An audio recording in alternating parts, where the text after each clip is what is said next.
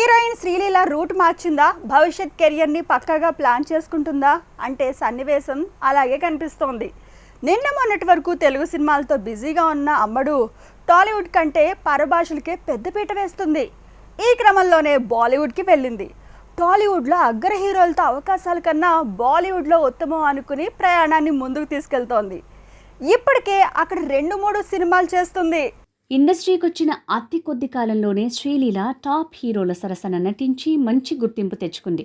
తాజాగా ఈ అమ్మడు బాలీవుడ్లో పలు సినిమాలకు గ్రీన్ సిగ్నల్ ఇచ్చింది. అలాగే కన్నడ, తమిళ చిత్ర దర్శక నిర్మాతలకు రెగ్యులర్గా టచ్లో ఉంటుందని టాక్. తెలుగు దర్శక నిర్మాతలు తనకు టచ్లో ఉన్న శ్రీలీల మాత్రం ఇతర భాషలకు టచ్లో ఉండటం ఇంట్రెస్టింగ్. ఇటీవలే ఓ లేడీ ఓరియంటెడ్ సినిమా చేస్తున్నట్లు కూడా ప్రకటించింది. శ్రీలీల సోలోగా పేరు తెచ్చుకోవడం కోసం ప్రయత్నాలు మొదలు పెడుతోంది.